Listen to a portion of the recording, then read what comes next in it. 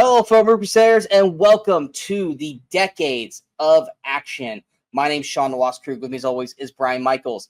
Last year, we decided to do something special for Halloween, and luckily, my girlfriend Kimberly, she has some great ideas, and she decided, why don't you guys do a Decades thing with horror? And thus, birthed the Decades of Horror, where we did the 80s, 90s, 2000s, 2010s, and present day.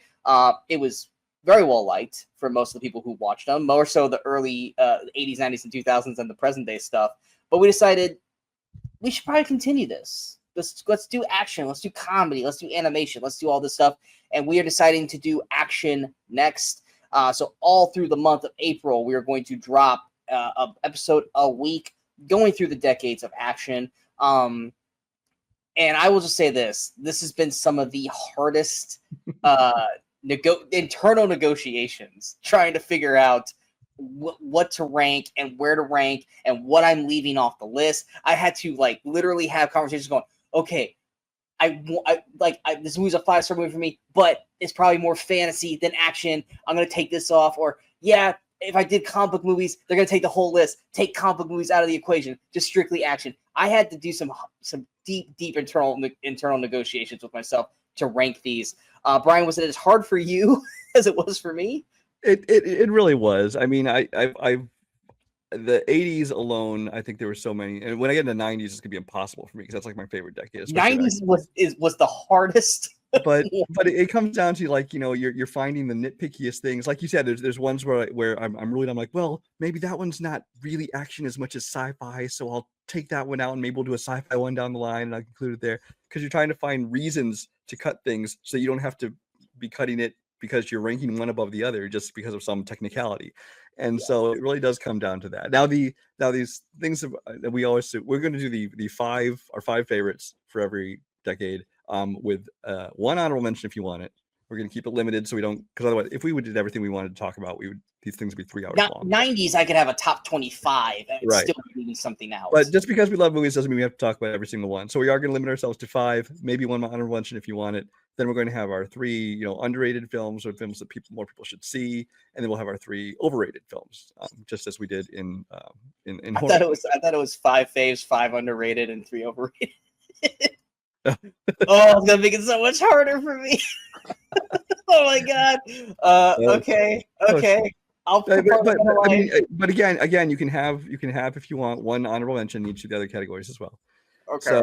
So we had to draw some kind of line to limit ourselves, because otherwise we would just talk forever on these things, especially in 80s and 90s. But yes, I agree with you. It was very difficult narrowing this down. Okay. Yeah, the underrated ones I'm gonna have to rethink. Okay. Well, see, my underrated are mostly films that people have not even heard of, or maybe heard of but not seen. But at least for the 80s they did so far. But anyway, so we're starting off with the 1980s. Now part of that's just because that tends to be where we start things, because that's kind of our era of films. Yeah. 80s. If you guys have not watched our channel, you guys know that outside of Jaws and some films here and there, we are strictly 80s and up for a lot of our conversations. So we figured, instead of us trying to just randomly pick shit from the 70s and 60s, let's just stick in our wheelhouse and go 80s and above.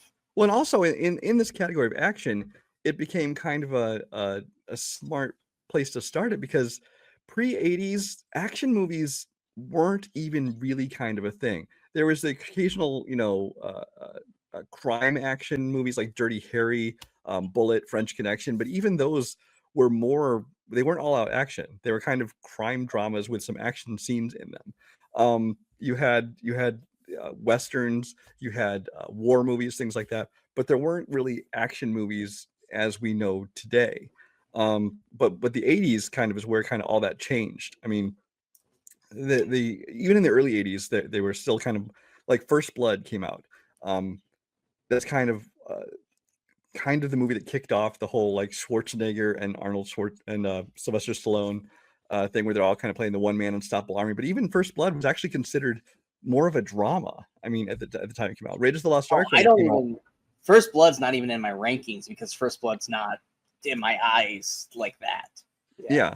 But I'm just saying that's kind of the movie that kicked off the whole Stallone and Schwarzenegger era. Because then as you started getting into the 80s, you did get more and more of these kind of big action movies. You had the rise of the action star with like the unstoppable, one-man killing machine, which is most of the Stallone and Schwarzenegger movies of the 80s. You had martial arts became a big thing in the 80s for some reason.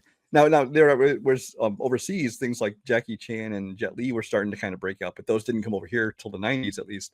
But ninjas became a huge thing in America in the 80s for some reason. I was a kid watching my ninjas on G.I. Joe, watching ninja TV shows, ninja movies. I had my ninja toys. I don't know why ninjas broke out in there, but America became obsessed with martial arts, which then gave us, the Jean-Claude Van Damme and Steven Seagal movies and some of the lesser ones like, Jeff Speakman or who some of these people are that had like these kind of early Wesley Snipes. Yeah, early Wesley Snipes, which he kind of started out at doing, drama and comedy, and then he all of a sudden became an action star as well.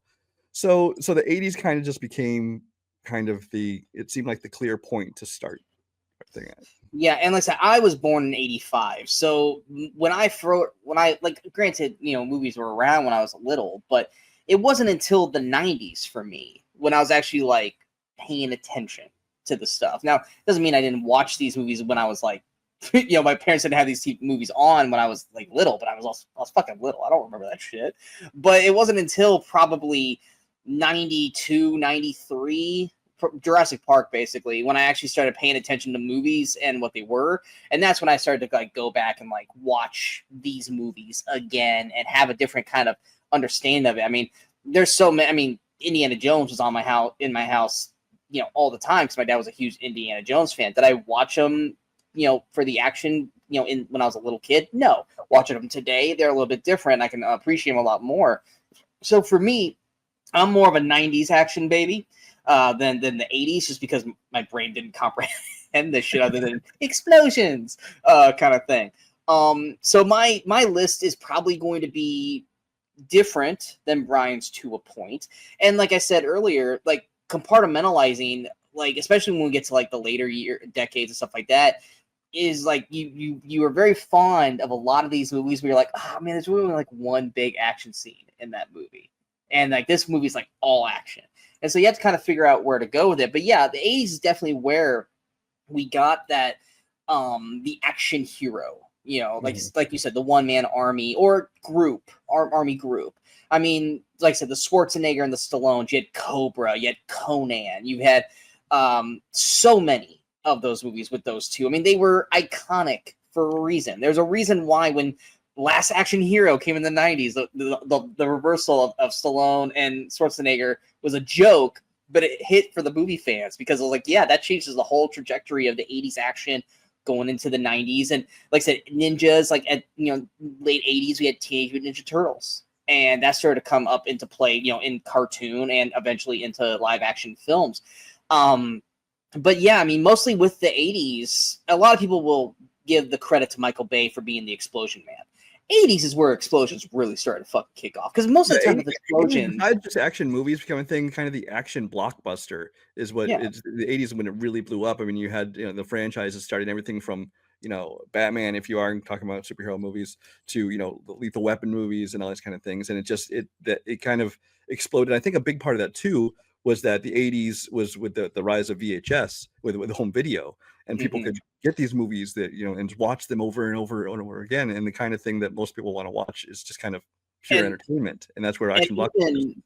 Even with VHS, also cable, being able to play like the movies of the week, or on Saturdays you could turn it on whatever channel, and here was Rambo, and here was all this. Now, granted, edited for TV, but you could watch all these action hero movies all the time on TV now. And like I said, before the 80s, most of the time, if you wanted like explosions and stuff like that, you pretty much would have to watch a war film, because it made sense that explosions would be in those movies and not so much, or maybe the occasional Western. You didn't really get that stuff pre-80s, whereas the 80s, you could just be Arnold Schwarzenegger, and you could just be, here's an everyday man, or here's a spy, or here's an army dude, explosions like crazy. So yes, Michael Bay might be considered Mr. Explosions, but he was probably birthed just like we were into it. He watched the 80s actions and said, I can do that, but bigger. And then it grew into the 90s and early 2000s. And part of that's just like the technology and the filmmaking. And the budget, yeah. bigger special effects and more convincing special effects. Because I mean, like I was talking about, there had been some action movies. Obviously, it's not a new genre in the 80s, but No. there wasn't that many that were pure action. I mean, I think the closest thing you had to pure action movies was James Bond films. But even those, especially the older ones, you watch them, it's a lot of, you know, the spy and intrigue and stuff with an occasional kind of action scene put into it. And they were never the big bombastic ones, things like that. And a lot of that was because of the limitations of special effects. And you can throw that into back when we were talking about it in horror. Like there were obviously horror films in the 70s and the 60s and the 50s, but they were more like psychological. Cerebral. What's that? I said cerebral, same thing. Yeah. Yeah, exactly. Psychological and kind of more just in mind fucks kind of things. Whereas like in the 80s, it's like everything, all the doors opened in the 80s for horror and action. It was like, I don't know if they just, these young kids who maybe were growing up in the 60s, 70s kind of just figured out the cheat code to how to make things gorier or how to make the explosions, you know, fit better with a budget and realism. Because 80s is literally where action and horror both blossomed. Well, I think that's largely, I think the explanation for that is largely because of who the audience was. Because in the past, movies were made for adults. I mean, there was obviously some that would appeal to families, things like that, especially in animated things like that. But movies were largely targeted at adults completely. Mm-hmm. And then kind of in the 80s, well, it basically kind of started with Jaws, but then especially once you hit like, you know, Star Wars and Indiana Jones, you had, and then with like the John Hughes movies, the ideal audience to this day is kind of the 18 to 32, I think is the primary target of movies. Yeah. And then some are made for, you know, teenagers too, because those are the people who go to the movies, and the older people don't tend to go to the movies as much anymore. So the genres that thrived were the ones that younger people were going to enjoy, which were more the action movies, the horror movies, the teen comedies, and it kind of changed the trajectory of what's filling most of the cinemas. Which is also the reason why everything in modern day is like, let's go back to the 80s and let's shoot this like an 80s kind of 80 kind of thing, and now it's going into the 90s and stuff like that. It's because that was kind of the perfect time for all this stuff, which is why all of a sudden the PG-13 all of a sudden came around, because there was all these action films of people getting shot in the head and blown up. So like PG. It's like, yeah, they didn't want to not let teenagers in to see it because they want that money, but it wasn't really an R, so they invented PG-13. Yeah, so and all that was because of the horror and the action. So yeah, 80s. I mean, it's become a cliche by doing like, hey, let's take this back to the 80s kind of thing. But there's a reason why the 80s and now the 90s are becoming like the staple points. It's because that was literally the coming of age of everything. Even comedies, like I said with John Hughes, everything in the 80s just hit. And then 90s built upon it, and then 2000s it started to become kind of old, mundane. We need to come up with something new. So it's like the 80s and 90s was perfect. 2000s had to reinvent, and then 2010s had to reinvent on there, and then 2000. It's the same pathway. So the same shit that we talked about in the decades of horror is not going to be any different with action. It's just they had to change it up, and sometimes if it didn't, it was just, oh yeah, have you seen this one movie? I've seen it 500 times before. So you constantly have to be innovative. The 80s and 90s was the sweet spot because you could give us the same shit over and over and over again, and we ate it up like fucking popcorn. So yeah, a lot of our movies are probably going to be very similar to something that we've already talked about because it worked back then. If you played that same thing now, it would be considered more of a throwback, which could work, but it also could be like, wow, you guys have no original thought. You guys just copied and pasted something from the 80s. So it's a touchy, like, tightrope. You know, it either works or fucking doesn't. But the 80s, most of the shit hit very, very well. Now, speaking of that, though, there are some that are overrated that are not good. Mine are probably going to piss more people off because my overrated are not necessarily bad films, but they are films that when I was growing up, they're like, this movie, this movie, this movie. And then I watched them, and I'm like, they're okay. Like, there's no active, like, I think in my overrateds, there's none of these movies that I actually outright dislike or hate. They're just like, y'all built this movie up, and it did not meet my expectations. Was that how it was with yours? For the most part, yeah. I don't think, because in the overrated ones, I'm usually not going to put ones I hate. If we did a worst movie, that's where I'm going to put the ones I hate. Oh, yeah, it's a whole other category. But for overrated were the ones, just especially for the 80s, it seems like there's ones people like talk about, like just hold up, you know, in reverence, and it's like, it's not that good, folks. Sorry. So let's go ahead and get it started. We're doing 3 for overrated.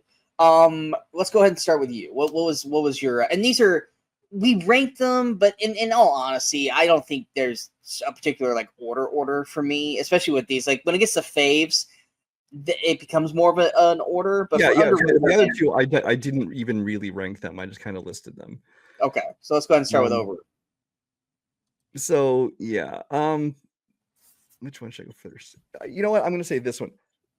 This one is really just a representative movie, because this is Bloodsport. Okay.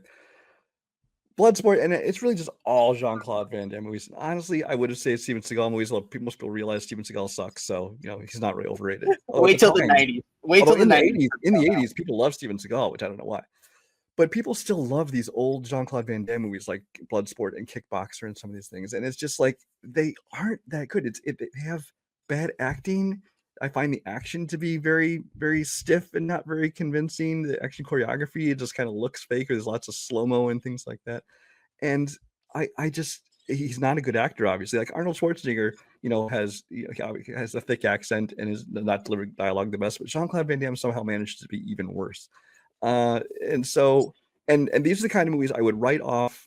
I would happily just write off as just, forgettable, just fun action movies you want to watch with martial arts. Great. But there are still some people who just hold like these old 80s Jean-Claude Van Damme movies up on this pedestal and like, oh, why doesn't he make movies like he used to? It's like, because they weren't that good at the time. So I just I put in Bloodsport, but it really kind of is all those kind of movies. I will, on Jean-Claude and Seagal, I'll talk about more about them in the 90s because that was my area for them. Bloodsport, I almost rated it, but then I was like, wait, have I actually seen Bloodsport all the way through? I remember I've watched like the final battle, but I don't know, or the final fight. I don't know if I ever watched it all the way through, so I took it off my list because like I can't actively talk negatively about this film if I can't remember the whole fucking movie. So Jean-Claude in his 90s films I actually enjoyed a little bit more. I'm not going to be on my favorites list or anything, but like I enjoyed some of those. But these old ones are the ones that people revere. One of his is in my underrated. Now, granted, that was back when I thought I had 5, so it might actually fall off now.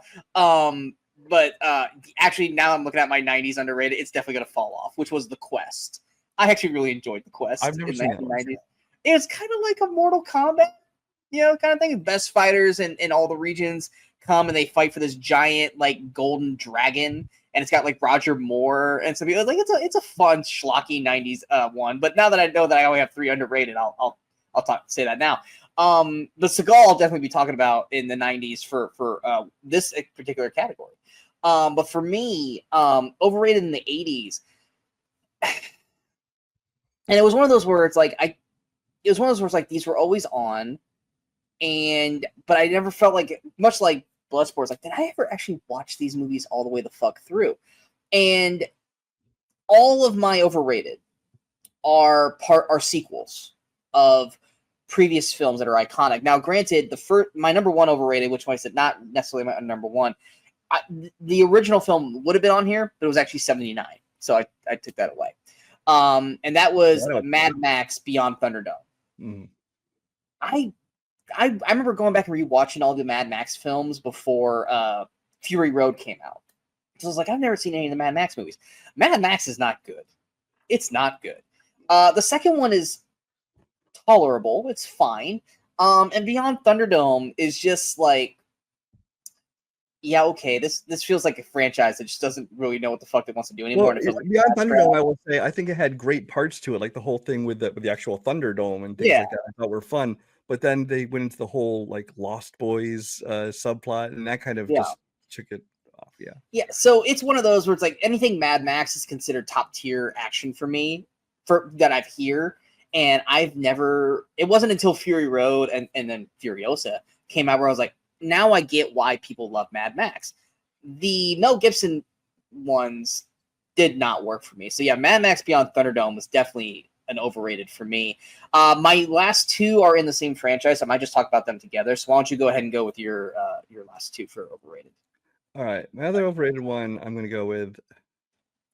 I debated between a couple. I'm going to go with Roadhouse, the original Roadhouse. Patrick Swayze. I was afraid if I put it on here, you'd be mad at me. Oh no, I love the new Roadhouse, and this old Roadhouse is an enjoyable enough film, but it's Yeah. another one of those that people have like, revered for years and talked about, oh, it's so great. And especially when the new one came out, they're like, oh, this is nowhere near as good as the original Patrick Swayze one. It's like, have you watched the Patrick Swayze one? Because it's not that great. It's fine. It's fun. It's a typical average 80s action movie that, you know, I watch and I can enjoy it, and that's it. But the people, but it definitely has gotten especially seems like in recent years, has kind of been built up as like this classic of the 80s, and it's not that good. I think it was more because of Swayze's death that it hit a different tier. I think maybe partially, but I think a lot of it is just that it kind of embodies the whole 80s kind of attitude, which I can appreciate, It because definitely does. it's definitely filled with, little glib one-liners, and jokes, things like that. There's gratuitous nudity, which people liked in action movies back then. I still like it now, but we never get to see it anymore, just saying. People are too offended now. Yeah, you can't show any nudity in a movie. The action scenes were a little stiffly choreographed, but back then they weren't trying to win any awards in the action movie. They were just trying to make an entertaining good time, and it's just not the classic that people make it out to be. Yeah, I enjoy Roadhouse for what it is, but it's definitely of its time. But once again, when I was thinking about like action films and stuff like that, it's like it really feels like it's just a few scenes, and it's not anything like super over the top crazy. So I kind of took it off my list in general. But yeah, Roadhouse, like I said, it's fine for what it is. But this is someone who watched Roadhouse from beginning to end for the first time right before the new one came out. Like it was one of those. It was like I seen parts, but a young version of me never sat and watched the whole movie all the way through. So I didn't get to watch Roadhouse for the first time until I think like a year or two ago. So what was your next one? My final overrated one is gonna piss off a lot of people. And that's because I don't really like most things this director does. I'm pretty sure that one of his movies was my most overrated horror movies of the 80s. And this is John Carpenter's Escape from New York. It's not a good movie. It's not an awful movie, but I mean it looks cheap. I think that Kurt Russell is basically playing a caricature, and not like in a good way, like we just made this character. I think that he's kind of overdoing it and trying too hard to put on this face and make this character. I think that it's kind of slow and boring. I mean, there are bursts of action to it, but I mean, you think back and you think it's just action movie. It's not really that filled with action. It's kind of a few scenes here and there. The supporting cast, I think, is pretty weak. I think it looks cheap. It just, John Carpenter movies have never impressed me. I mean, like I said, The Thing, The Thing, I think is an enjoyable but overrated movie. Even going back to, like his Halloween is a good movie, but I think it's hugely overrated. So John Carpenter is apparently just not my director. Which that's fair. I actually enjoy the Escape movies. I really enjoy Snake. Oh, LA too? I like LA for the campiness of it. Yeah, like the basketball scene. I live rent free. Like it's good. No, all I remember about the movie is the basketball and the surfing scene. There's only two scenes I even remember. Like I think it was fun for what it was. I'm not upset that you put it as overrated. But no, I enjoyed them for what they were, but they're not on my list anywhere near there. It's just a movie from the 80s and 90s. But yeah, I can. Snake Plissken, I think I would like. This is one of those rare 80s action that I would not be upset if we got to see a newer version of them come out with it. Like I think they can do so much more with it now than they did back then. Escape from New York was going to be remade, starring Dwayne Johnson at one point. This is years ago. This is like kind of at the height of his popularity, but kind of now he's kind of started to fade a little bit. And I'm not sure if that's still happening. But I don't think he's necessarily fading. I think he just needs to do better at his choices instead of just doing whatever. Honestly, though, if we're gonna do an Escape, I want someone who's kind of like Wyatt Russell or someone who looks like that. I don't need fucking Dwayne The Rock Johnson. I need someone like a Wyatt Russell or hell, even like a Chris Evans or Cillian Murphy or someone like that body type to do. I feel like if they do it now, it's going to be starring like, I don't know, fucking Florence Pugh or something. There'll be a I female wouldn't be lead. upset at that either. Florence Pugh that'd be, if she's anything like she is in Black Widow, that'd be fucking awesome. Or our girl, Mary Elizabeth Winstead. I'd be all for that shit too. Fuck yeah, give me that. I'd be all for that. But for me, my last two overrateds, they're sequels of the same franchise.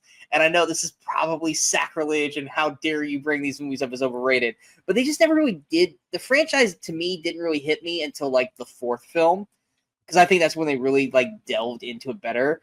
And then, but my two here are Rambo, First Blood 2 and 3. They don't Rambo. I'm not a big Rambo fan. I'm just not. I love Stallone. I do. I love him in so many things. I love him more as Rocky. If I had to pick action films to watch for Stallone, I'm picking Rocky or Cobra or something over Rambo. Rambo bores me. And the action isn't anything special to me in these movies. Now, Rambo, which came out in the 2000s, that one I thought worked better for me personally than not First Blood, because First Blood is like I said, that's to me that's a drama about a Vietnam vet who's being tortured by Taliban. I have nothing against First Blood. I think First Blood is actually really good. Rambo, First Blood Part 2 and 3, though, they just don't work for me on the whole. I think they're okay, but I think they are wildly overrated in terms of like the pedestal that people put Rambo on in general. I think Rambo was a good first film, and then like Rambo 4 I thought was good, and then the last one I thought was But the Rambo movies just never really hit with me the way it hit with a lot of other people. So that's why they're both my overrateds. I don't know about Rambo 3, because I think Rambo 3 most people thought was kind of I lumped them together just because it's fucking Rambo. Yeah. But I think because like I said, First Blood when it came out was considered, I mean, it's based on a novel, and it was considered a drama, but it was it was an action drama, but obviously, but it was well written. I rewatched that recently, and I really like the First Blood. I think it's a really good movie. That one lets Stallone act.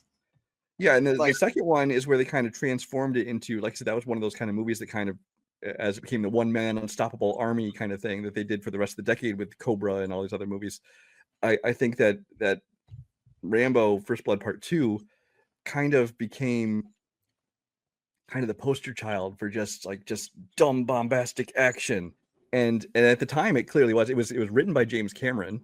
Obviously Stallone gotten super ripped by then. The posters are kind of a classic look. They came out with cartoons and toys based on this R-rated franchise. I mean, this is back when they'd make toys and cartoons out of anything. Toxic Avenger, RoboCop, all this R-rated shit the kids should be watching. Sure, let's give them toys and cartoons to play with. So it kind of became almost a parody of itself by the time you hit Rambo 3, of course. Rambo 4, whatever you call it, I was not a big fan of, and Last Blood just kind of sucks. So for me, it's like the first one's good. The second one I enjoy on some level, but after that, I'm kind of... All right. So going to underrated. I think this is where I might use my honorable mention, because I had 5 and now I have to go through it. Honorable mention for me, and these I guess you can call these 3A and 3B, because I was trying to go with one that people didn't really know about, that you and I knew, but a lot of people didn't know about. And then, I was like, oh, well, this one's also really good. So my honorable mention is something that I only watched, I think, about a year or 2 ago, because we were going to do something initially. We were going to do like martial arts thing. Like we were going to do like, let's do March as like the March of Martial Arts. And then I think I got like 4 movies in. I was like, I really don't want to watch these anymore, because they're fun when it's action, but the acting doesn't work for me. But this one I actually really did enjoy. And that's Police Story with Jackie Chan, which I think was like wasn't that the introduction to Jackie Chan for everybody for the most part? I mean, I know that one wasn't American. I think in Americanized. In America, the introduction to people was pretty much Rumble in the Bronx. Kind of people like in like the cinema circles had kind of heard about these other movies like Police Story, and that was kind of his first huge hit, like in wherever, Hong Kong, wherever he was. But his first one in the US was until like 95. Yeah. So with Police Story, I mean, it's Jackie Chan. He's not as overtly comedic as he is in the 90s and 2000s, Jackie Chan, most people know, he's got comedic beats into it. This is mostly a serious, action film story with Jackie Chan being the Jackie Chan that we love, just not as more serious Jackie Chan. Obviously, the fight choreography is great in this. Jackie is great in this film. The big final fight kind of thing is awesome throughout this. And like I said, what I've always loved about Jackie Chan movies, more so the non-big budget ones, like they do it, but it's more like dialogue mess ups. I always loved how they showed kind of like his injuries in the credits. Like, let's show you all these scenes that he shot, showing you that it was actually Jackie doing this and him actually fucking up. Because, showing that he actually puts a lot in his work, including his battered body. It's amazing that he walks around still kind of like a normal human being. We're about to see him, later this year in the next Karate Kid film. And Police Story is one of those that you just watch and he's like, dude, man, Jackie Chan was a fucking boss. Like, he really was. And Police Story is definitely one of those that is a really great film. But most people probably, much like today, they won't watch it because it's not American and it's, it's got the subtitles all the way through. But I thought Police Story is actually a really good film. No, that's a good call. I didn't even think about some of those older Jackie Chan movies, things like that, because a lot of them didn't come into the U.S.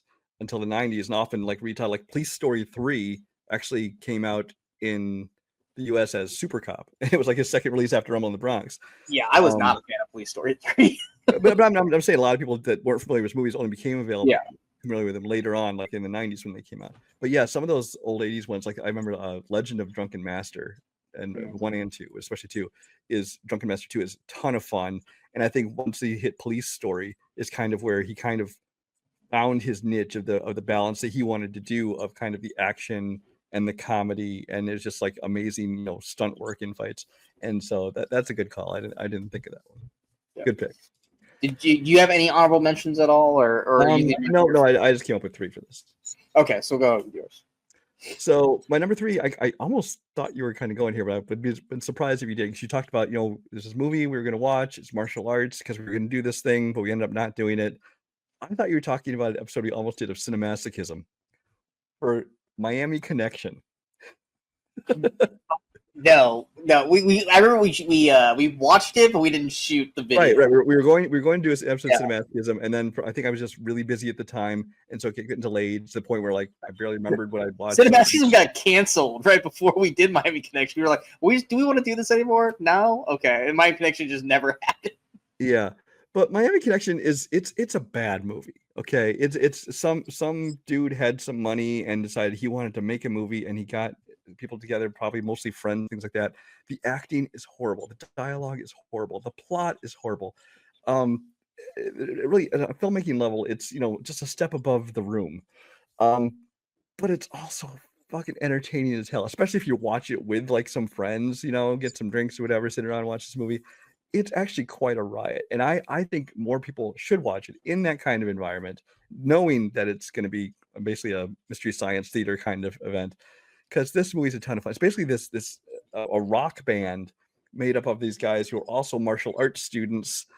And then it becomes this whole gang war with this other martial, because apparently everybody in Miami is apparently ninjas, and they can do perfect martial arts. They're all kung fu masters. But then it like stops, the movie stops every once in a while to have these musical numbers while the band plays, when all of them they aren't even good at pretending they're playing instruments. They don't even know how to hold the instruments.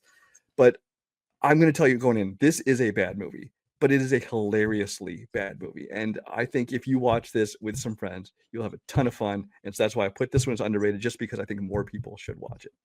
Not for the reasons that they want you to, but yeah. I honestly forgot about Miami Connection. Because my actual there's another one called Samurai Cop, although that might have been like 91 or something, but it's the same kind of thing, which I've found that I really kind of enjoy these movies that are so bad they're good. My number 3 is actually a Cinemasochism film from us. Now, for people who followed us who maybe don't know, Cinemasochism was a short-lived special show that we did where we would watch really bad films and then just shit all over them together after we watched it, because we didn't watch it and it wasn't like watch along with us. We watched it together and then we shot a video about it. We had some fun times doing that. It just got too busy for both of us to just find time to sit together and watch a movie together. But one of these I'm going to talk about is one of those rarities where we were watching it. Like, this is really not bad. Like, I'm actually enjoying the hell out of this. And that's Hell Comes to Frogtown. Oh.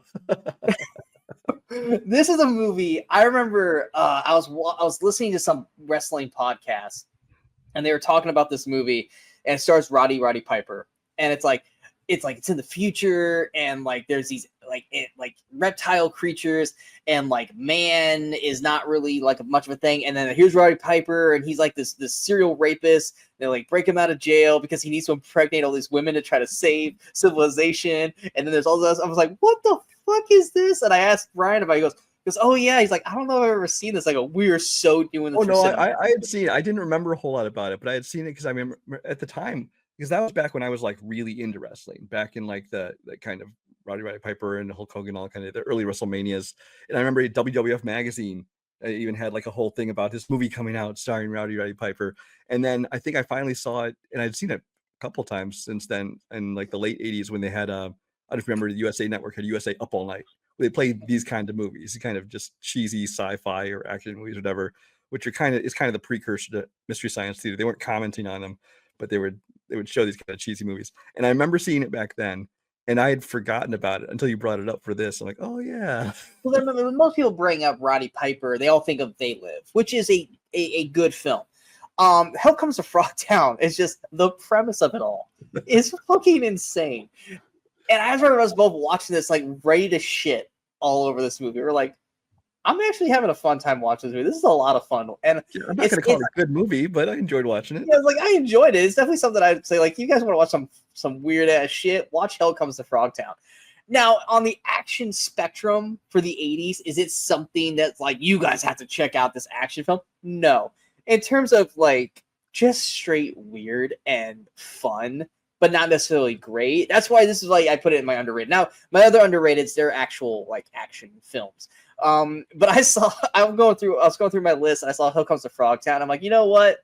I'm gonna save one of my spots for this so it can get talked about again, because this is one of those weird fond memories of Brian and I's where it's like we both went in just ready to fucking destroy this movie, and by the end I'm going, I can't really find anything negative to really talk about outside of just like dialogue. And you're like, yeah. I was like, oh, did we actually finally find a movie that we actually like for Cinemasochism? And we both did.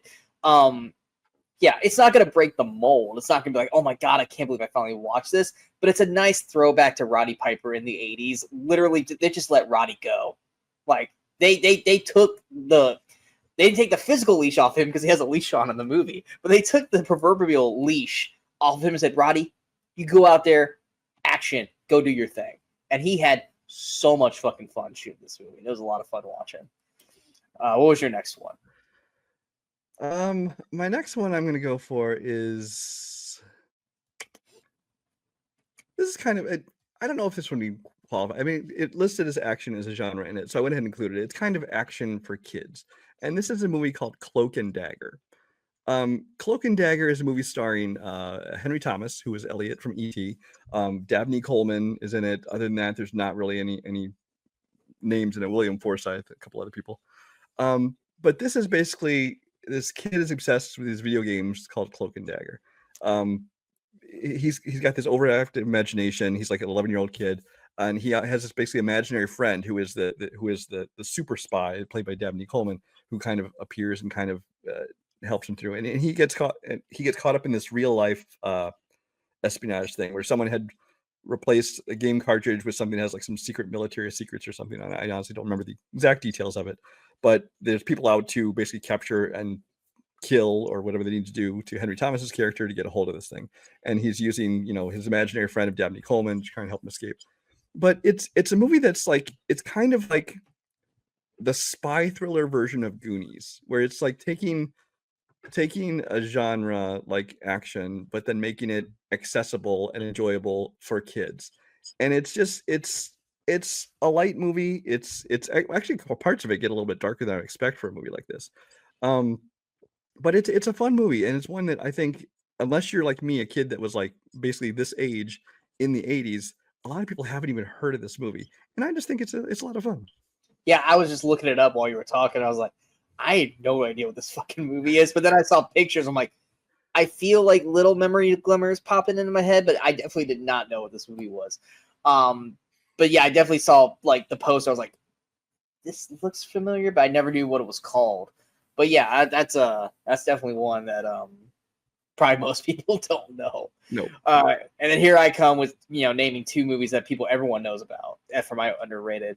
My number two, I don't consider it underrated, but in terms of, like I said, the Schwarzenegger and Stallone of it all, when you think of their movies, obviously you're like Terminator, Conan, Rambo, all this stuff, and I feel like this one is known, but probably doesn't get the respect I think it deserves for the 80s, and that's Commando. I feel like Commando, to me, because like the Terminator is action horror, but there's not a ton of action in Terminator. It's just kind of Schwarzenegger coming on and just punching somebody or shooting somebody. It's not Judgment Day by any means. And in Conan, sword wielding Conan, there's action there. And then there's Arnold or just going full on Rambo. In my way, better than Rambo did.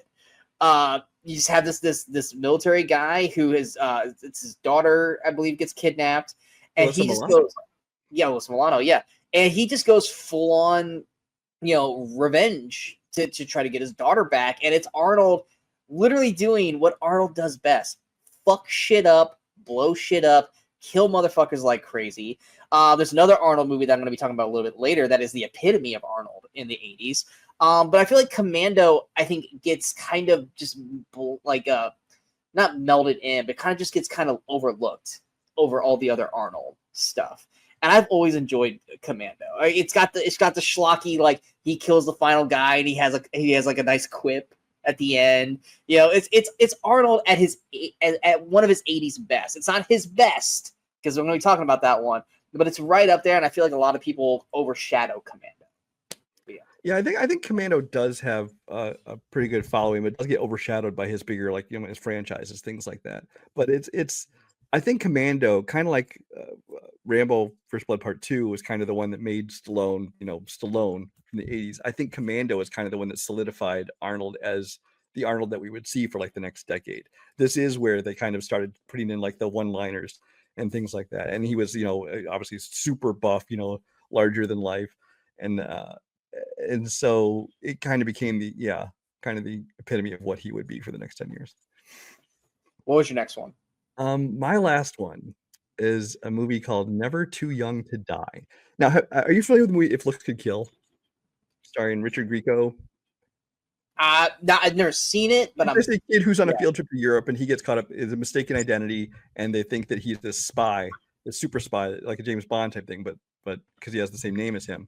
But he ends up basically going on this adventure as like this teenager thrown into this James Bond thing with all the gadgets, stuff like that. This is kind of like that. You know what? I'm just going to read you my review of this movie, Never Too Young to Die. By the way, it's starring John Stamos. It's the star of this movie. Oh, so it's not Richard Grieco. Okay. No. I was making a comparison, but wanted to know if you knew what that was first. Because my review says it's If Looks Could Kill crossed with the Rocky Horror Picture Show and dripping in 80s cheese, and I loved it. John Stamos is a college student and gymnast who gets swept up in adventure and espionage after his father, a secret agent played by ex-Bond George Lazenby, is killed. Gene Simmons is the eccentric, maniacal villain, a hermaphrodite rocker named Velvet von Ragnar, who leads an army that looks like it came straight out of Mad Max. It's crazy, and oversensitive viewers' heads will explode at some of the jokes and lines involving Simmons' character that haven't aged well, but I really enjoyed this movie in all its 80s glory.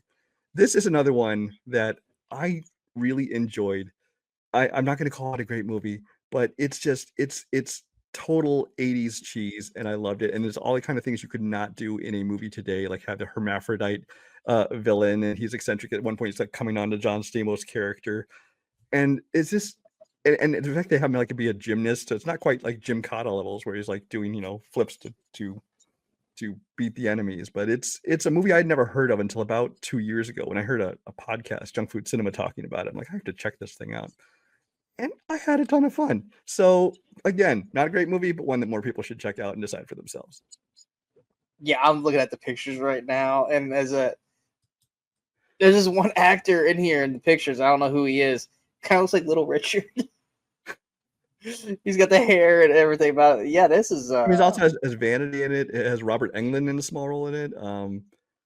Yeah, it's a weird one. I don't know how it went completely under my radar for decades. I think I just saw John Stamos. Thought John Stamos was never a movie star. This isn't worth seeing, but it's fun. And Gene Simmons is so it's over the top. It's bizarre. It's definitely politically incorrect, judging by today's standards. But I don't give a shit because that's just Gene Simmons in these photos look great. Like, Velvet Ragnar. Yes, they look great. What's your last one? My last one for underrated. This was one. Now, granted, by 80s, 90s action or 80s action standards, this is probably not one that's going to be on anyone's list. But this was one that, as a kid, it was always on TV. I always watched it. You watch it today, and you're like, "Oh my god, this is not great." But at that time, I loved this movie, and that was Clash of the Titans. Yes. Yeah, I wanted that golden owl so fucking bad. Fubo. Yes, when I was a kid, I wanted that stupid owl so much. And then they had to fuck it all up by doing the fucking remakes of Sam Worthington, and it was fucking atrocious. But yeah, and I had such high hopes for that remake because I'm like, okay, because if you look back at this 82 one that you're talking about now, it's like they have the whole Ray Harryhausen, stop motion animation for like all the creatures, things like that, and it looks pretty bad. But if you look at it today, I mean, you kind of have to just suspend disbelief and go with it, and you can enjoy it.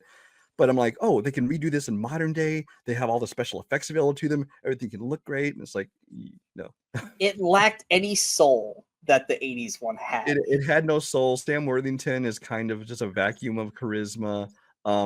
You had, this was right after Avatar when they're just trying to, post convert everything to 3D, and it didn't look very good. And so, yeah.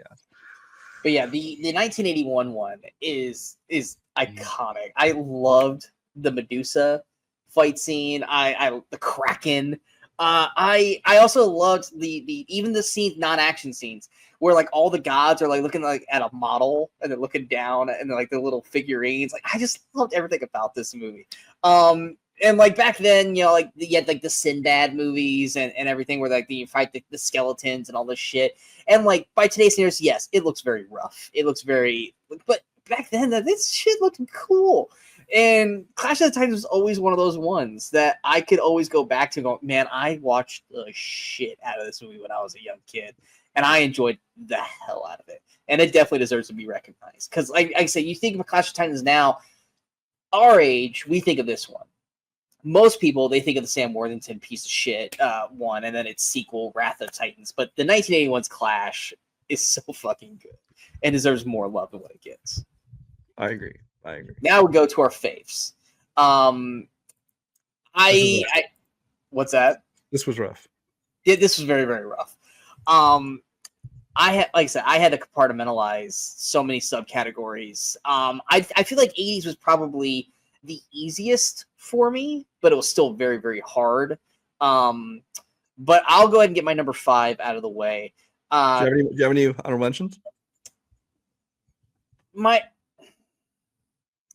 Yes and no, but it coincides with one of them, so I'm just gonna kind of bring it up then. My first pick for my faves of the 80s, it has to be Aliens. It's granted, Alien is sci-fi horror. Aliens is the shoot 'em up, fighting that you want in an Aliens movie while still being scary and everything like that. You got Ellen Ripley, Sigourney Weaver being, primo female action star of the 1980s.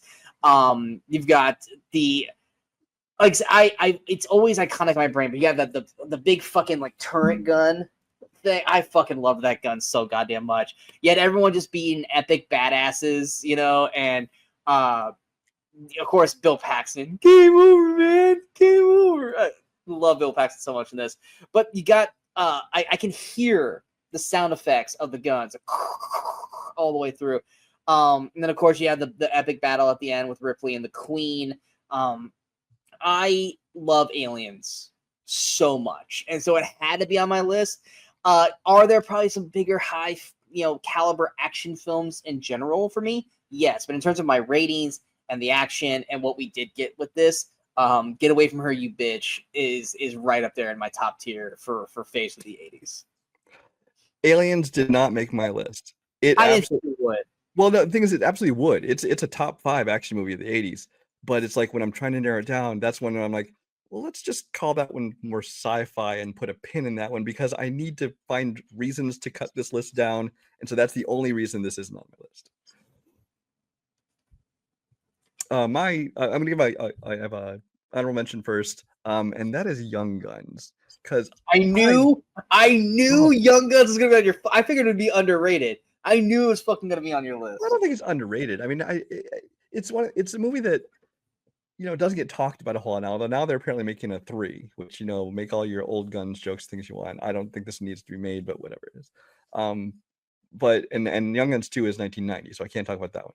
But Young Guns came out in 1988. The Western in the 80s was essentially dead. There was a couple of Clint Eastwood stragglers that came out in the 80s. Otherwise, and like Silverado, I think. But otherwise, Western genre just was pretty much dead in the 80s. They came out with this one, which is going to be Western, except this time, it's all the, kind of the young rising stars of the 80s, kind of some of the Brat Pack people in there. And they're like, okay, this could be really, really bad, really cheesy. And I enjoyed the hell out of this movie. I think everybody in it does a great job. I think that as the comedic moments work. I think just as a straight Western, it works. I think it's filmed great. I love the music they use in it because they have like the electric guitars kind of wailing through it. It kind of mixed in with the actual, the classic Western music, and just everything about this movie just worked for me. And so I can't call it one of my top 5 because there's so many other good ones that I love, but I wanted to give this one a special mention in my honorable mentions. My actual number 5 then. What did you want to talk about Young Guns at all? I was gonna say it still says plot under wraps and pre-production for Young Guns 3. Oh yeah. Because they like just announced it because they've been talking about it for forever. Like Emilio Estevez is actually directing this one too. And apparently they're bringing everybody back, including like Lou Diamond Phillips and somebody else they were bringing back. And we're all like, but they're dead. So I don't know what's going on with this movie. It's a whole Scream 8 situation. It was like, they're all dead. Why are they back? Something. But some of my actual number 5, I'm put Lethal Weapon, the first one. Lethal Weapon kind of invented or at least popularized the buddy cop genre. There had been some buddy cop movies before this, and then like 48 Hours is often credited as kind of a buddy cop movie, but except one of them isn't a cop, so don't actually count that. But Lethal Weapon's kind of where it really found its footing, and then there have been like hundreds of imitators since then, to various degrees of success. Some are great, some are awful, everywhere in between. But Lethal Weapon is kind of where they kind of perfected that chemistry. You always have like the one who's kind of the wild card and the one who's like, getting too old for this shit. And of course he's like, getting ready to retire, which means nothing good's going to happen. But everything about this movie works. And I think it's largely due to Shane Black's script, if you followed our site at all, you know that I love Shane Black and I love his dialogue. I love his style of writing. I love his sense of humor. It works for me. It just kind of matches my own. But even the action scenes in this, I think, are so well done. Mel Gibson was kind of at the top of his game. He'd kind of risen up with the Mad Maxes, things like that. But I think Lethal Weapon is where he really found his niche. Danny Glover, who I really not paid much attention to before this movie, I think he plays the role perfectly, and I love the chemistry that he and Mel Gibson have with each other. This movie's just a ton of fun. Don't forget about the porn sex. Well, that was 80s movies in general, but especially in this one, because the soundtracks for the Lethal Weapon movies are credited to Eric Clapton and Dave Koz, I think is his name, who was like a kind of a popular saxophonist at the time. And yeah, there's so much saxophone and electric guitar in those movies. That's essentially the score of the movies. Yes. Yeah, Lethal Weapon was definitely in my top 10, but because we cut it down to 5, I was like, is there a lot of action in this one other than just being a great buddy cop? I'm like, no, I got to take this one off the list. But yeah, it definitely is up there for me. My number 4 might be on your list unless you compartmentalized it like you did Aliens. RoboCop. RoboCop just missed my cut. Yeah, this is one of those where it's like, this is a hard R. And yet here I am at fucking like 3, 4 It was a years big deal old. at the time. It almost came out NC-17. They were still making cuts like right down to like the week it came out to try and get the R rating. And even then there's people complaining like, oh, it's so graphic. This shouldn't be in movies theaters. Yeah, this was one that like I was 3 years old watching it going, yeah, kind of thing. I definitely was not, it should not have been watching this movie. And I had the toys and I played the games and all this shit. RoboCop is peak 80s. It's so peak 80s because it's got the gore that we were talking about for the horror. It's got the action. It's got the, just unapologetic brutality of this movie.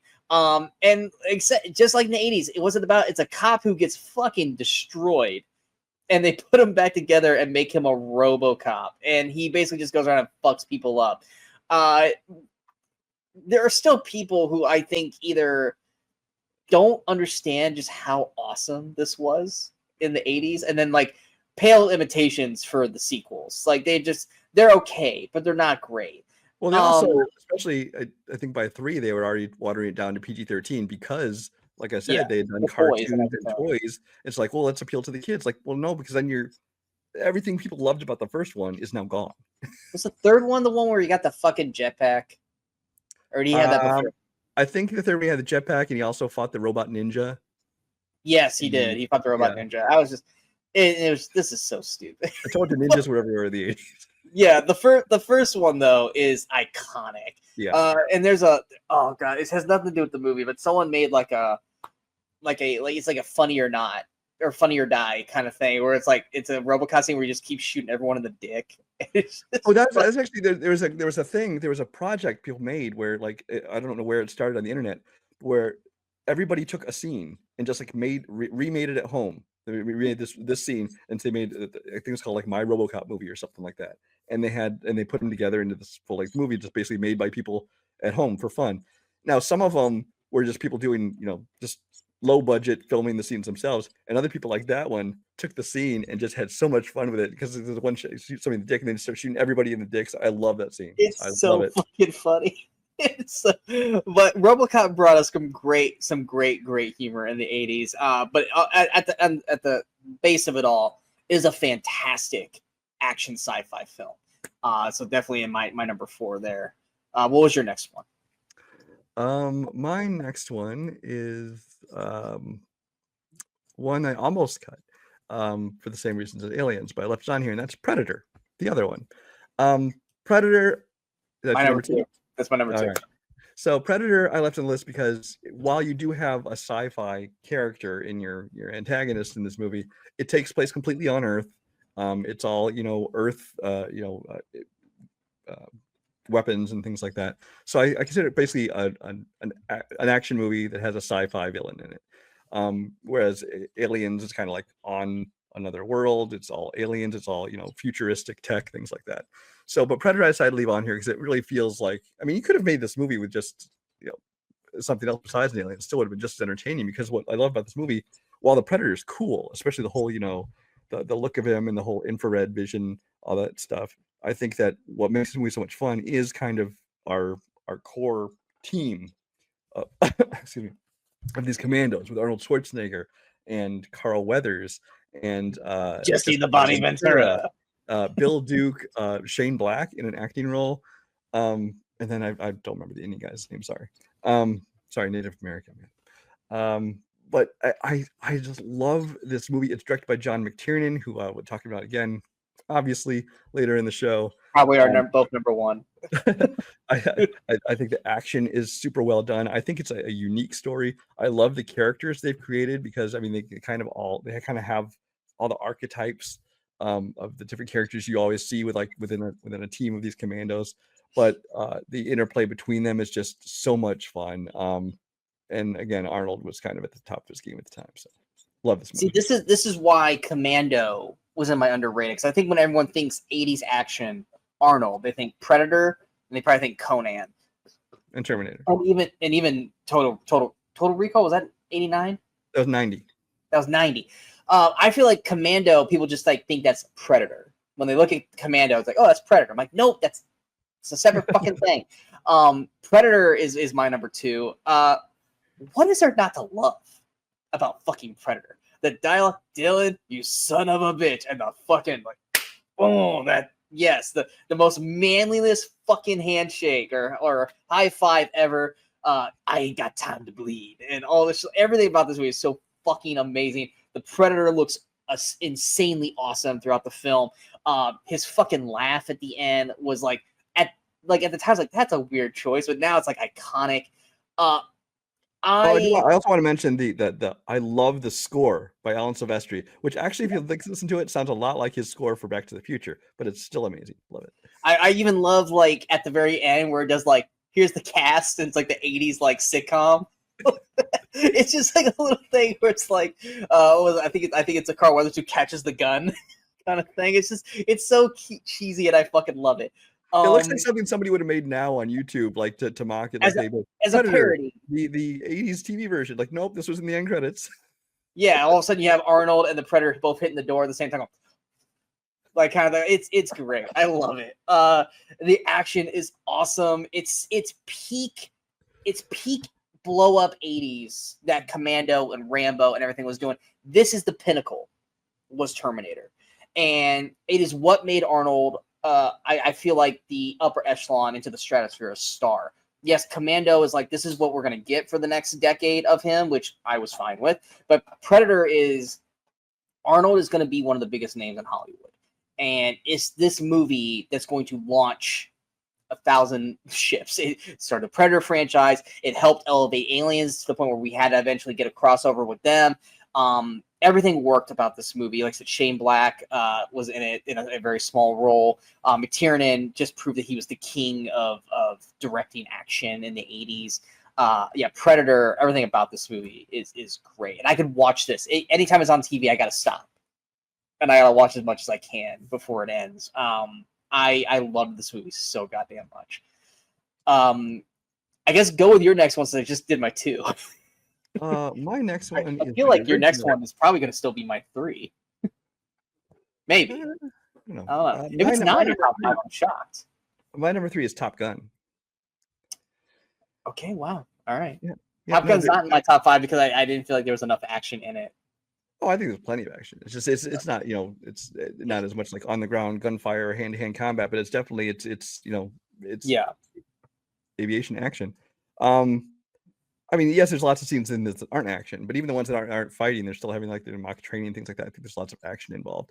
But Top Gun, I love. This is kind of, if I look at the 80s and trying to think of what's the consummate, like, kind of summer blockbuster movie of the 80s, this is the one that jumps out. I mean, I think it's just pretty much a perfectly made movie. It's by the better Scott brother, Tony Scott, who unfortunately is no longer with us. And you'll hear about him more in future shows in this series. But it's great direction. The soundtrack is iconic, both the score and the songs on the soundtrack. I think that the cast is perfect from top to bottom.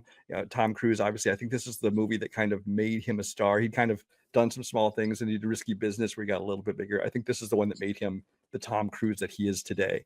Val Kilmer was phenomenal in this one.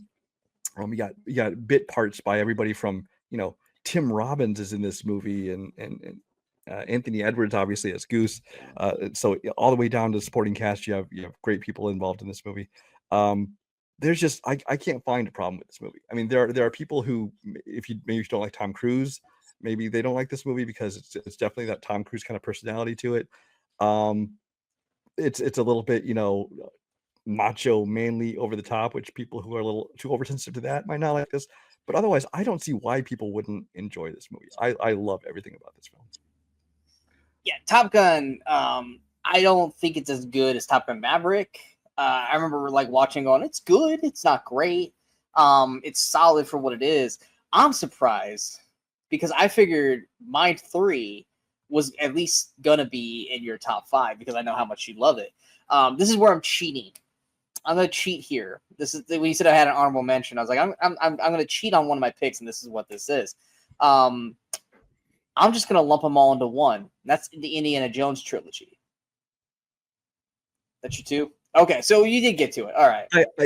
I put Raiders, but really it's all 3. It's all 3 because I was sitting there like, well, Raiders. I was like, yeah, but Temple of Doom has this, and Last Crusade has fuck it, trilogy. they're all in the 80s. They're all fucking getting it. So we're our show. We're doing it. Damn it. Yes, we're doing it. It's our fucking show. Indiana Jones. It's so good. It's so good. The score, Harrison Ford. I want to say the realism of it, but it's more the action realism of it. This was just like kind of like with what our number one's going to be. It's not Arnold shooting, a machine gun 1,000 times at people and it's just hitting everything and destroying everything. The action in this is believable because Indiana Jones is a very, what's the word? He's not human. like he gets his ass kicked. Exactly. He has human error. He gets his ass kicked. He fucks up a lot, and he's not like just this like impossible killing machine like Rambo and Arnold in most of his movies. Most of the time, he just gets really fucking lucky in a lot of his shit. And the action sequences are all great because of that. Obviously, the iconic one with the guy with the sword and shoots him. Obviously, in my opinion, a nice call out to Guido shot first for Han Solo. But there's so many of these things, and a lot of them are too. Is a lot of them just like chase sequences, like within Crusade with him and the tank and or him and the fighting the guy with the airplane, the big dude, and the airplane's just turning, and you're just like, or the railroad or the rail car scene in Temple. There's so many things in this trilogy that are just beautifully iconic moments, and it's just fun. Whether it's Ke Kwan as a Short Round in not Short Round, that was Goonies, right? No, he was Short Round in Indiana Jones. Sure. Yeah, my brain went like, no. Ke Kwan in Temple of Doom, to Karen Allen in the first film, to Connery in Last Crusade. Indiana Jones is just some of the peak 80s action for us, and I loved it. I was like, I'm cheating. And I was like, this is gonna be one that Brian's gonna allow me to cheat.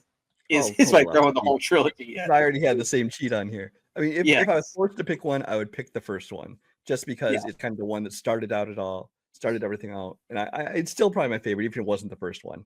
But all three of them deserve to be talked about. And anyone who's watched this channel for any amount of time knows how much I love Raiders of the Lost Ark.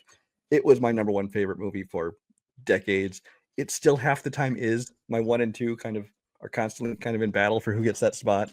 Both of which we talked about today.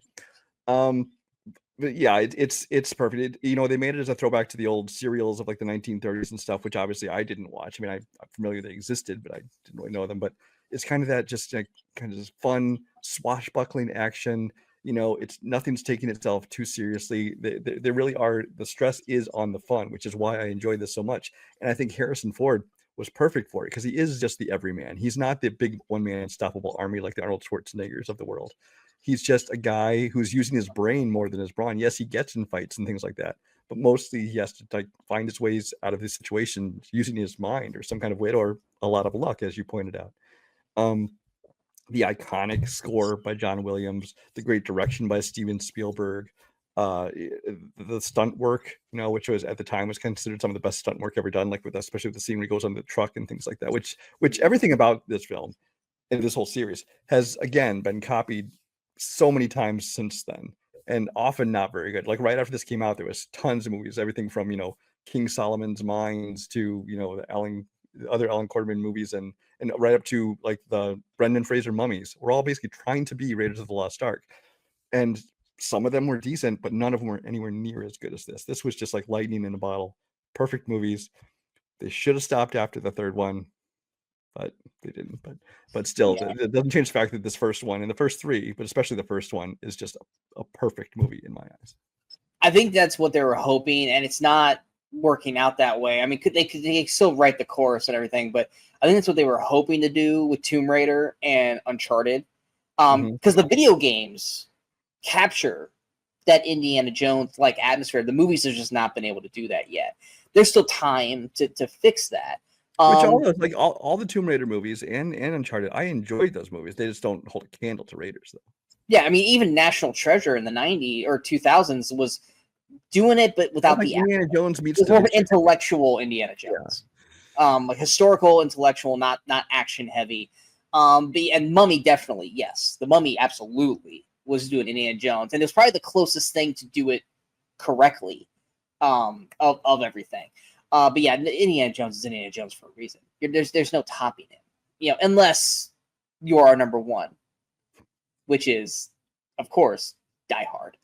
Oh, I didn't have. They didn't have Die Hard, no. Yeah, sure. Wait, what was your two? Was Predator. Oh, that's right. Okay. Yeah, that's why I got confused, because when you went again, I was like, I thought Top Gun was your two. I'm like, you really left Indiana Jones off your fucking list? Seriously? No, it's just I had two. I lost count because Predator was gone. Okay. Yeah, I lost count of your stuff, and so I started to worry. Yeah. I'm like, wait, what did I forget to put on here? No, I totally lost track of your count. Okay. Yeah, Die Hard, easily our number one. We've talked about Die Hard a lot on this show, and Die Hard is also one of those. I was going to bring it up, but I didn't want to spoil number one too soon. Where, much like Indiana Jones, John McClane, at least through the first trilogy, once again, everyman. Now, progressively through each film, he started to become superhuman in a way. Because by the time you get to Live Free or Die Hard, which I enjoy Live Free or Die Hard, I mean, there's shit that he got away with in that. I was like, you would have died like 8 times in that movie. And even with Die Hard with a Vengeance, which I think is a criminally underrated one with Samuel L. Jackson, there's certain parts of that where he should have died quite a few times in that. But Die Hard is the epitome of 80s action. It's the everyman, like Indiana Jones. It's got the great action set pieces. It's got a phenomenal villain in wow, brain left it. Thank you, Alan Rickman. It's got the great lines. Greatest it's got villain of all time right here. Yeah, yes. It's got great lines. It's got great villains. It's got, like I said, everything about Die Hard works, and we almost didn't get it. And which is still, to me, the shocking thing is that we almost didn't get what we got with it. And so it was one of those things where everything just lined up perfectly for this film. The quotes are endless. The action set pieces are endless. Everything about this movie is perfect. The sequels did not capture the sameness of it. I'll be talking about Die Hard 2 in our next episode. They work. Sometimes they don't work. Sometimes they're just fine. But Die Hard itself is the epitome of the 80s action star. Yeah, Die Hard is not the best action movie of the 80s. Die Hard is the best action movie of all time. I will hear no arguments unless you're going to throw Raiders in there, because like I said, they're kind of back and forth for me. But it's all based on the levels of action, like in terms of choreography and stuff like that. No, Die Hard's not the best. But if you take the best of what everything can meld into what an action film is, yes, Die Hard is. I think Raiders of the Lost Ark is more of definitely an action film, but it's also more the adventure side, whereas this is kind of in the action side. It is a perfect film. There is nothing wrong with this movie. I can not find a single flaw in this film, and that's everything from the filmmaking to the writing of it, to the acting, to the effects, to the plot. That's the thing is, a lot of these movies, especially action movies, we're willing to forgive plot if it's like, okay, it's kind of a weak story, but whatever, it's cool, stuff blew up really good, so that's all we care about. This one is a great plot, great characters they developed here. Like I said, it's a movie that never should have worked. It's based on a book from like the 60s, which was a sequel to another book that was made into a movie starring Frank Sinatra called The Detective. And the funny thing is, 20 years later, when they decided to make this movie, because Frank Sinatra had played this character in a different movie, they had to offer Die Hard to Frank Sinatra first, like contractually. Of course, he's like 80 years old at this point, and he passed on it. They wouldn't have made it with him, but they had to offer it to him first. He passed. Yeah. Then they went to everybody in Hollywood, from Harrison Ford and the Stallones all the way down the list, and they finally ended up, going, and everybody passed on it. They finally go to Bruce Willis, who at the time was basically known as this comedic TV actor from, Moonlighting. And when they cast him, it was kind of like when they cast Michael Keaton as Batman. They're like, really? You're going to put this guy in an action movie? What the hell? But that's what made it work, is because it wasn't the Schwarzenegger, it wasn't the Stallone, it wasn't the Harrison Ford. This guy is going to beat everybody's ass because, they're the star, they're an action star. This is just some dude who he happens to be a cop who gets thrown into this extreme situation, which then became the template for thousands of action movies since then, when they call them Die Hard on a blank, Die Hard on a bus, Die Hard on a boat, Die Hard in a whatever. Mm-hmm. it's been knocked off so many times, but this is a perfect movie. John McTiernan again just knows how to do action well. With this, obviously with Predator, he did it later on with things like Hunt for Red October, phenomenal. Bruce Willis, this is back when he cared and had personality, when he was really putting forth his best work. Alan Rickman, in his first ever film role, creates the greatest villain of all time. Again, I will hear no arguments against that. You can say Darth Vader, but no, Alan Rickman, perfect villain. But then again, even if you're going to the supporting cast, you got William Atherton as that kind of the smarmy TV news reporter. You got Bonnie Bedelia as his wife. You got Reginald Vell Johnson as Al Powell, the kind of cop. Also, he's the first man in a chair, honestly. Yes. Also, God, what's his name? Hart. Douchebag. Yes. Yes, yeah, Ellis. Plays Ellis. He's a great 80s douchebag. He plays that thing perfectly. Devereaux White as Argyle, the driver. There is not a weak link, even if you go through all of the terrorists who are following Hans Gruber. It's like, yeah, some of them don't get as much screen time, so you don't really get to see as much of their personality. But every one of them is perfectly cast, especially Al Leong, who from everything from Bill and Ted to this and so many other movies. It's like the little moments they filmed in there, like when they're getting ready for the police to swarm it, and Al Leong looks down and he sees that he's standing at the candy stand. He pulls out a Crunch Bar, looks around, and starts eating that. It's like those little moments are things that most action movies wouldn't even think of. But John McTiernan does a great job of this. I cannot gush enough about this movie. This is my favorite movie of all time. This is just a movie where everyone understood the assignment. And then not only did they understand the assignment, they knew when to give a little bit more or to pull back on certain things, so that way it would matter more later. Like, everything. This is to me, and like I said, pro wrestling mindset. This is telling a well through storyline. You might be doing something here at this one point that is nothing, but it's going to lead to something down the road that's going to cause XYZ, that's going to lead to XYZ again. And it's leaving those little breadcrumbs that, like, now today's manuscript for a lot of movies, it's like, yeah, you see that sitcom, like, oh, well, that's going to come back for something, because they wouldn't have done that if it wasn't meant for something down the road. Back then in the 80s, that wasn't a thing. And by doing these little things at this point, which is going to lead to this, which is going to lead to this, and to this, that's what made this movie so great. And it's a lot of it was just little things like that. And whether you make it a Christmas movie or not a Christmas movie, it's a whole separate discussion we already had. Having that backdrop helped emphasize that movie a little bit more, because there's like, why weren't the cops there? Why did all this stuff happen? How did this become the situation that it became? And it's because of the little, nuggets that they put throughout the film. And so, like I said, sometimes it's just the conversations that you had in these movies before you get to the action. Like I said, Alan Rickman has these amazing just conversation moments. Yeah, Alan Rickman actually has one scene that can be considered action. So his scenes are all basically just dialogue, and just even his presence, even when he's not talking, he just has a presence to him. He just needs to be on screen. Yeah. And whether it's him pretending to be oh Bill my God. Yeah. Yes, like him having those little moments, or him just being full on Alan Rickman, he knocks it out of the park. And often imitated. Very rarely is it ever, on the same measure. Now in the 90s, it definitely was better at doing that, which we'll probably talk about in our next episode. But Die Hard, like I said, it's on the mountain by itself, and everyone else is just climbing to get close to it. And that is why it is the number one 80s action film in our eyes. But what are your guys' thoughts? What are your favorite 80s action films? If we talked about them here, I'm sure we did, because it's fucking Die Hard and Indiana Jones and Predator and all that shit. But what ones did we not talk about that you guys love? Let us know in the comments below. We hope you guys enjoyed this first episode of Decades of Action. If you guys did, hit that like, share, and subscribe button to the channel so you guys stay up to date with all the latest videos pop up on the Movie Crusaders. And of course, you get to follow us on all the social media outlets you see below. Obviously, coming up next, Decades of Action, Episode 2, the 90s. If you thought the 80s was going to be hard to talk about, the 90s is like times 10. Because so much more happened in the 90s, and everyone figured out the blueprint and then just started fishing them out one after another after another.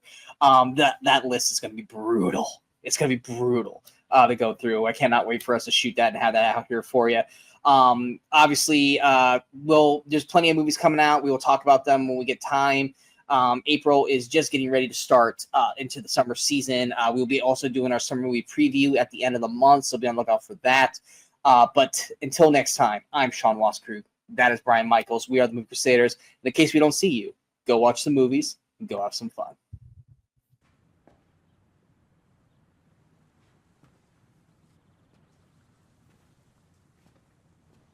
You're still here. It's over. Go home.